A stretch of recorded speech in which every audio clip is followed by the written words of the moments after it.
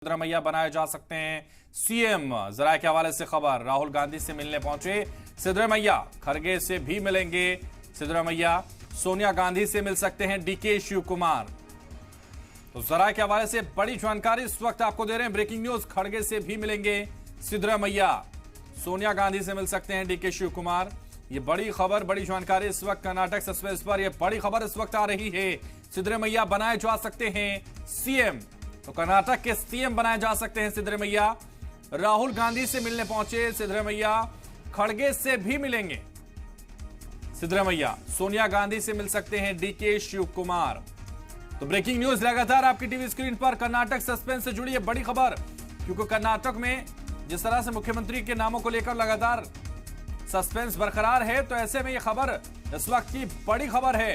राहुल गांधी से मिलने पहुंचे हैं सिद्धरामैया, ये बड़ी जानकारी आपको दे रहे हैं। इस वक्त आपको बता रहे हैं कि सिद्धरामैया बन सकते हैं कर्नाटक के सीएम। तो कर्नाटक का सीएम चेहरा सिद्धरामैया हो सकते हैं। सराय के हवाले से बड़ी खबर इस वक्त आपकी टीवी स्क्रीन पर। राहुल गांधी से मिलने पहुंचे हैं सिद्धरामैया, सोनिया गांधी से डीके शिव कुमार मिल सकते हैं।